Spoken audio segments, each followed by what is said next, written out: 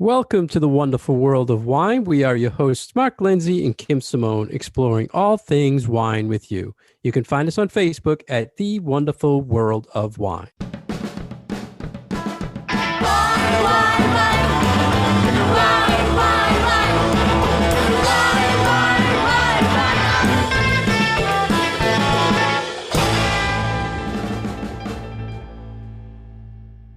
Hello again, everyone, and welcome to the wonderful world of wine. Every week, Kim and I are here to talk all things wine with you. We're broadcasting every week on Franklin Radio, WFPR 102.9 FM.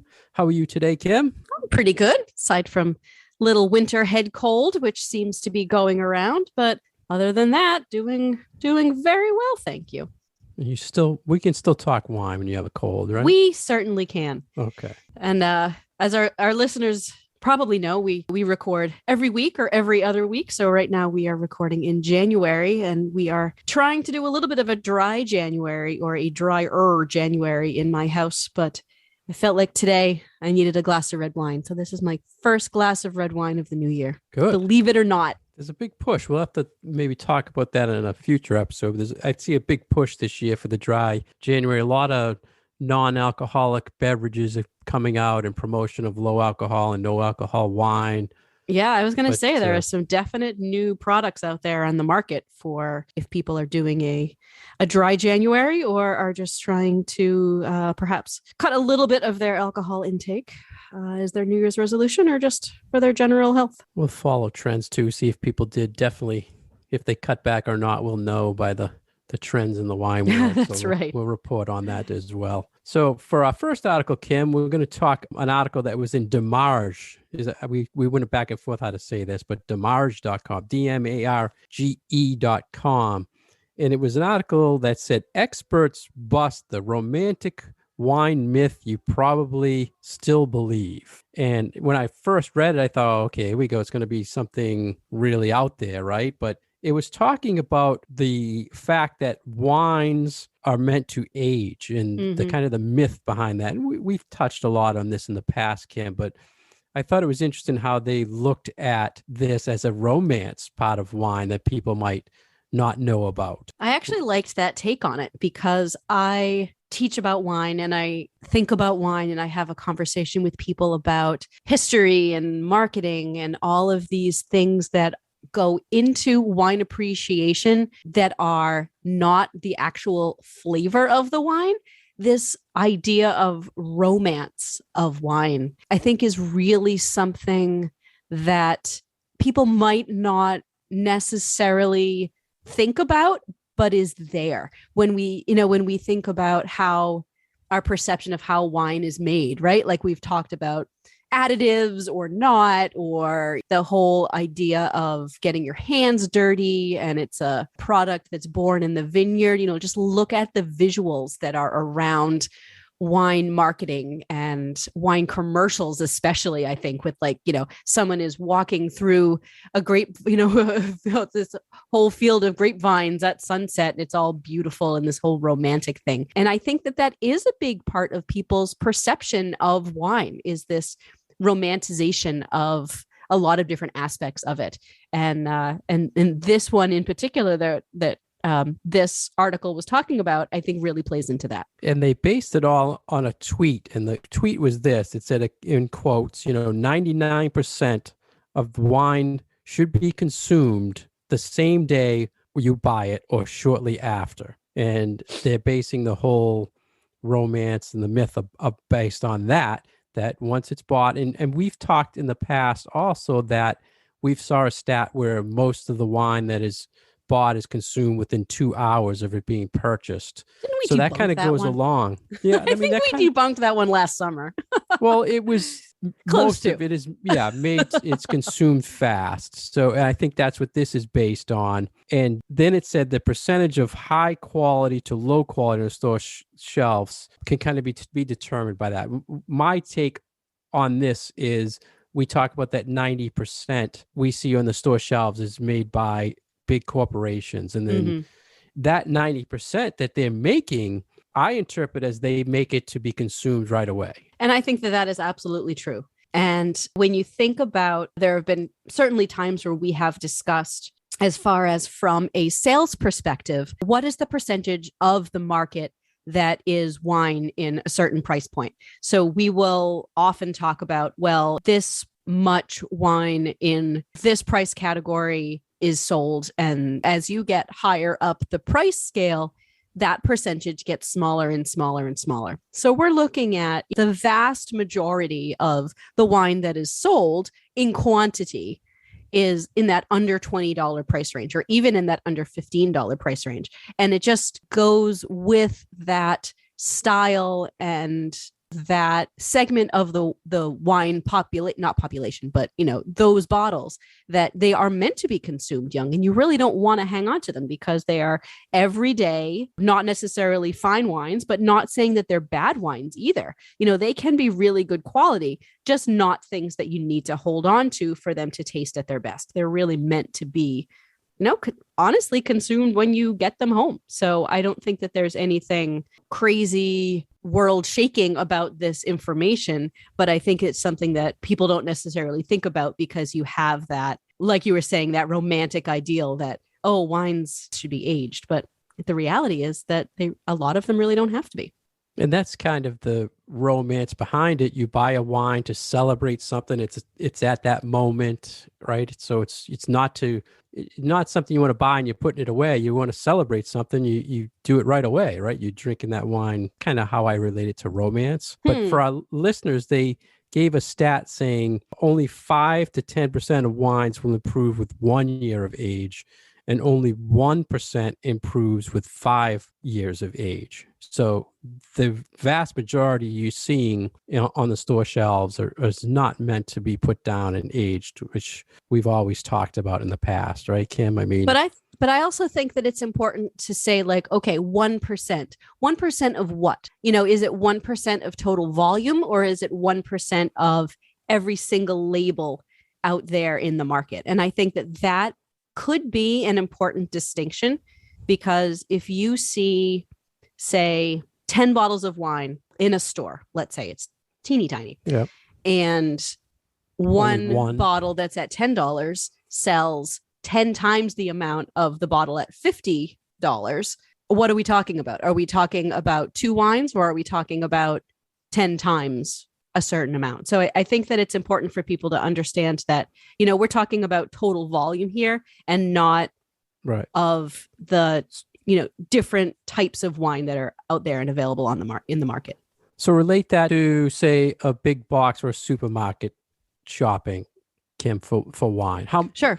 1% of the supermarket shelf, I believe, in that setting is ageable wine. Right. Would you agree with that? I would say that 1% of the total volume of the wines that are in the supermarket are meant for aging.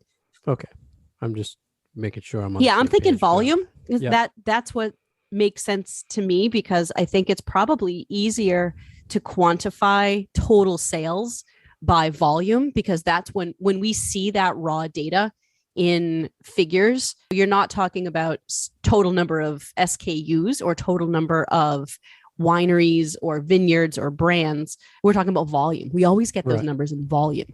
So that's why I think that that they're talking about total gajillions of liters of wine that are sold every single year. So let's give some examples of short-lived wines or long-lived wines. We've touched on this before, but I thought it would be good. You can also base this on a grape type, or you can base this on a price range, correct? Absolutely. And I feel like this is one of those loaded questions, because, when people ask the question of how long can you keep a wine, it's hard for us because we're like, it depends on the wine. And then it gets really complicated. There's no simple answer to this question, because you can have a grape variety or a region in a less expensive price point that maybe will age a little bit better than a more expensive bottle that is made in a different style or from a different grape variety. So, say you have a $15 bottle of Bordeaux or $15 bottle of Cabernet from California, that wine may age longer and better than a $30 bottle of rosé from Provence.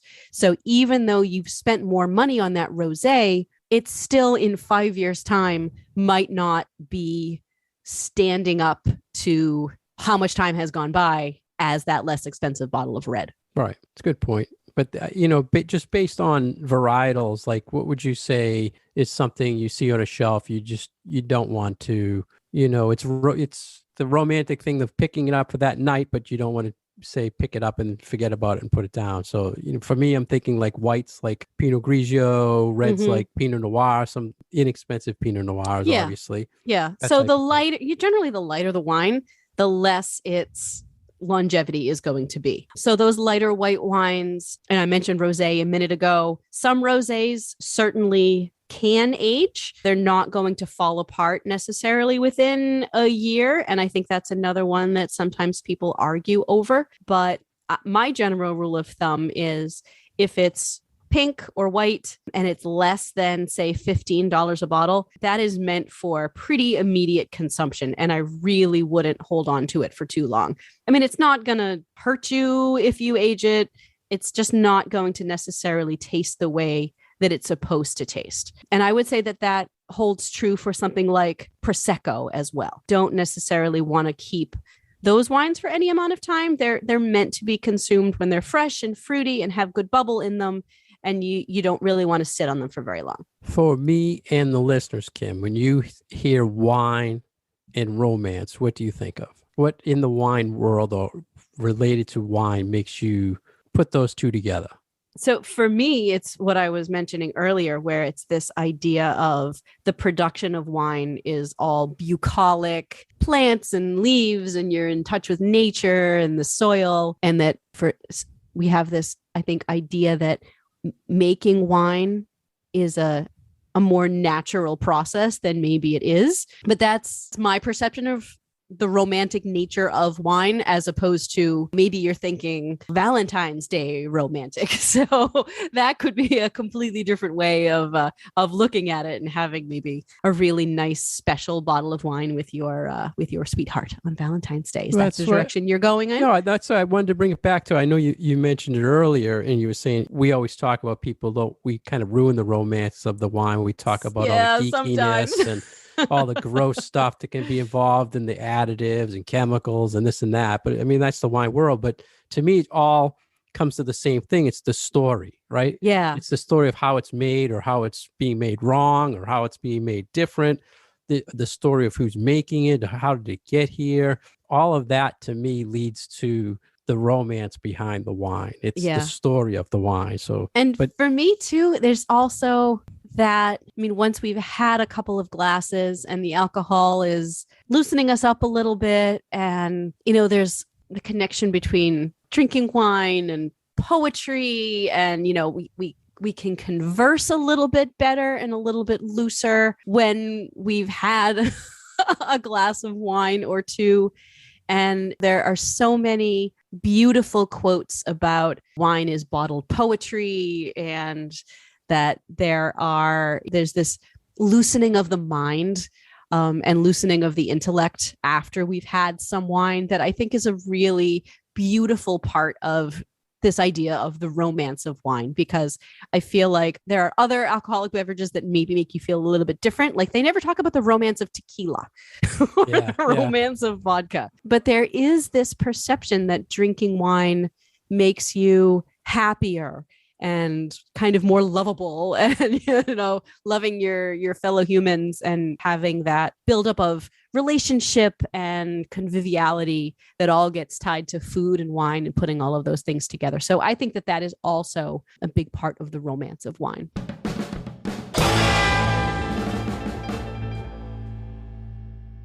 You're listening to The Wonderful World of Wine, and we are your hosts, Mark and Kim. You can find us every week on Franklin Public Radio 102.9. And you can find more information about Mark at franklinliquors.com. I can be found at commonwealthwineschool.com. Hello, everyone, and welcome back to The Wonderful World of Wine. And we are going to touch on one of Mark's favorite topics. Even though we are in the dead of winter, we are going to be talking about wine and pairing with yummy foods. And in this case, it's ice cream.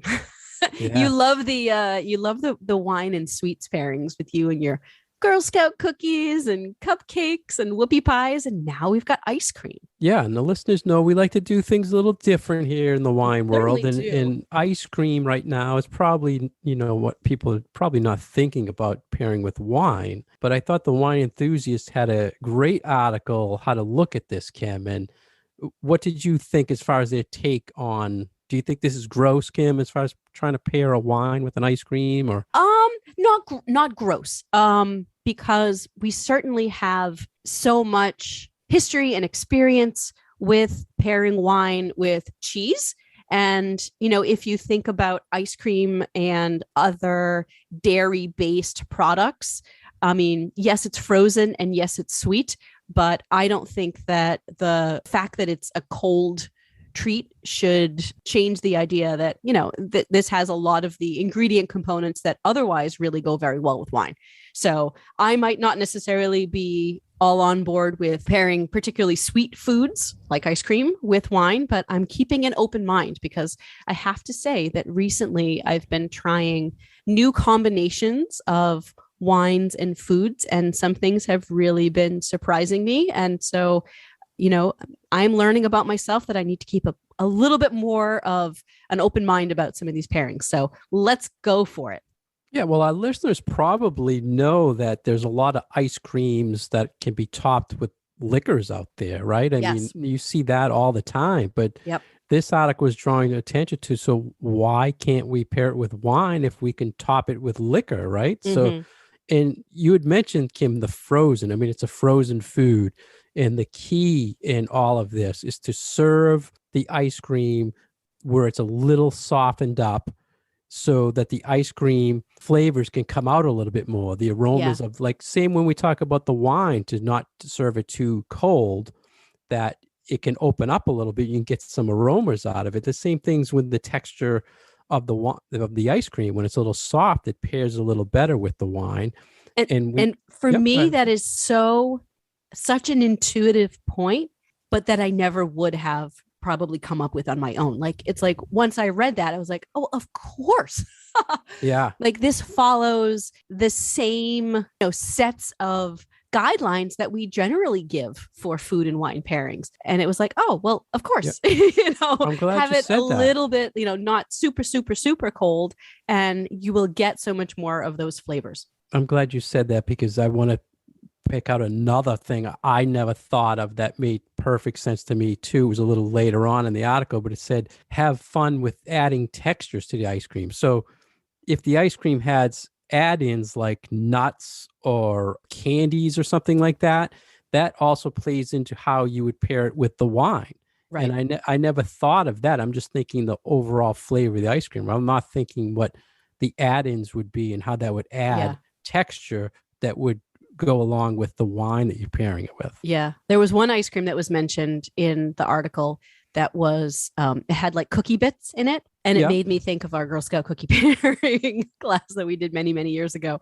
And I was like, oh yeah, that little bit of crunch and that differentiation of textures, because not only is the wine and the ice cream going to have a different texture from each other, but then you're absolutely correct. You add in that other layer and it adds more interest. Was that the Italian butter cookie ice cream? It was, yeah. Yeah. Okay.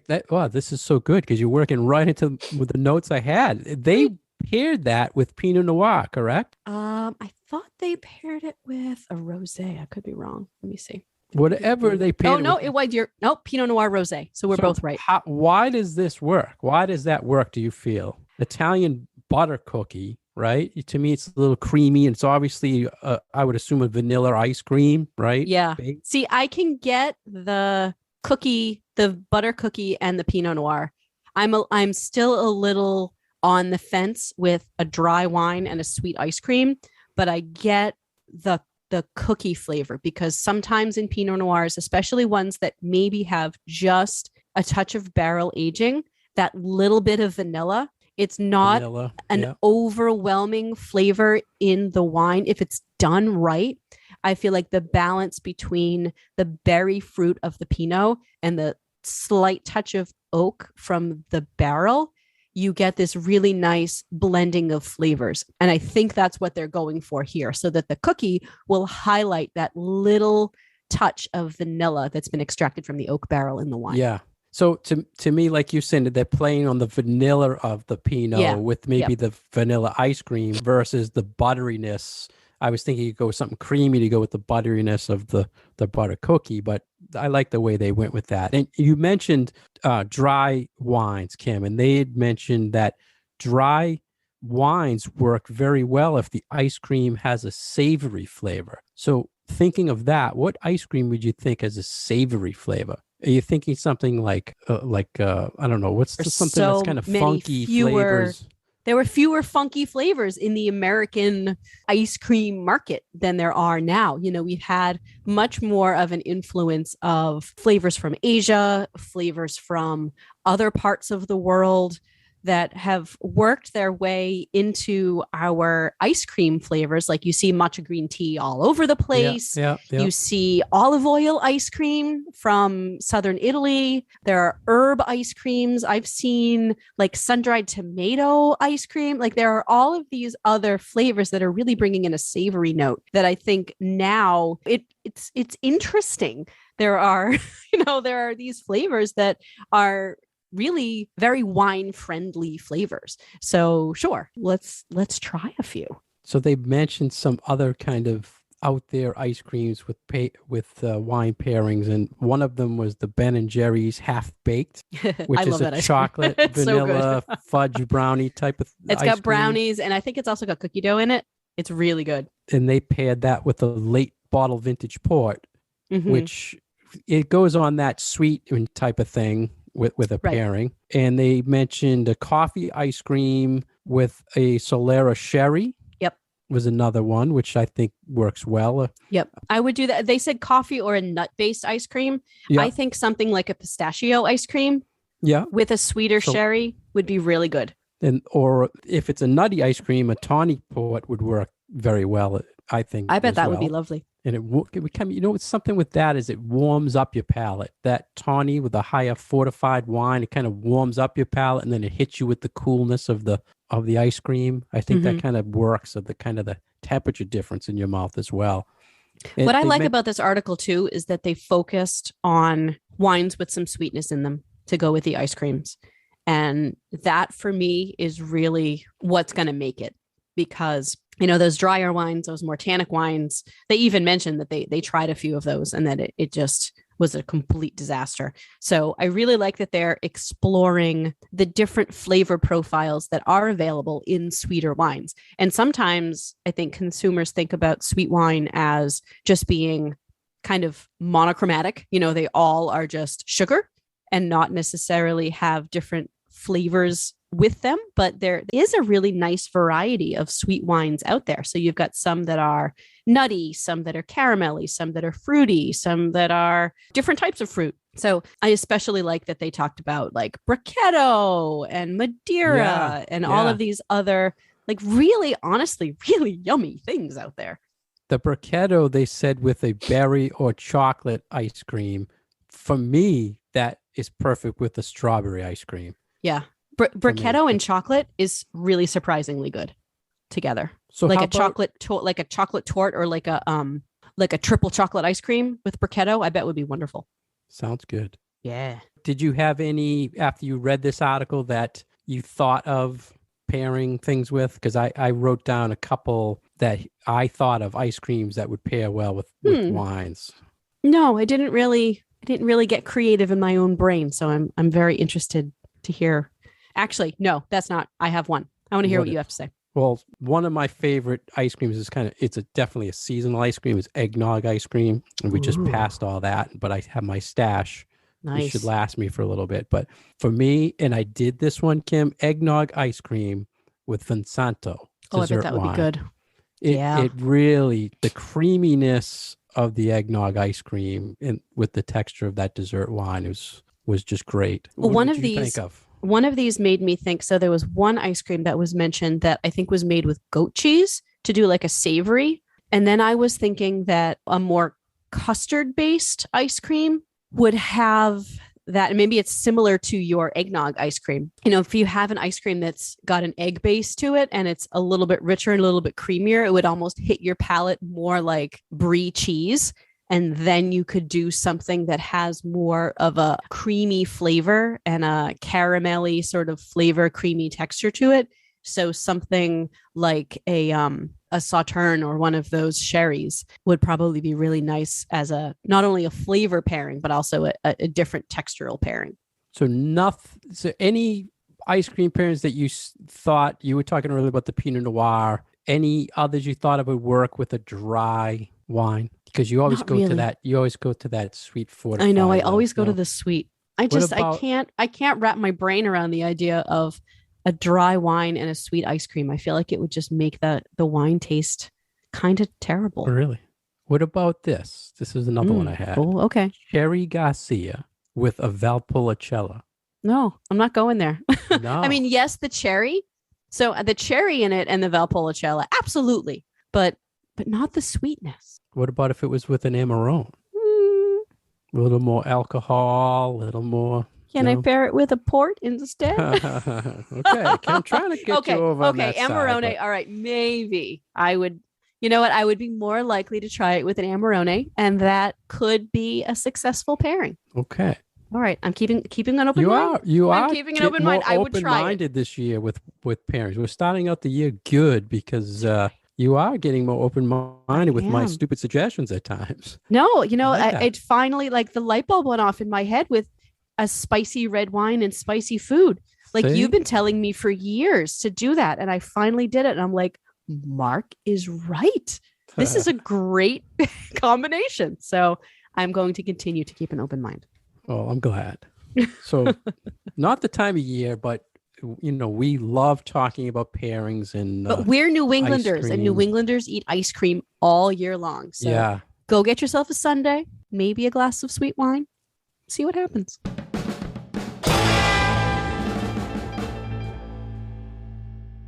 Thank you for joining us today on The Wonderful World of Wine. We've been your hosts, Mark Lindsay and Kim Simone, exploring all things wine with you. If you want more information about Kim, please go to her website at commonwealthwineschool.com. For more information about myself, please go to franklinliquors.com.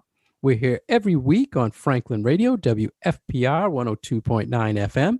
If you want our past episodes, you can find us on SoundCloud or iTunes. Cheers. Why?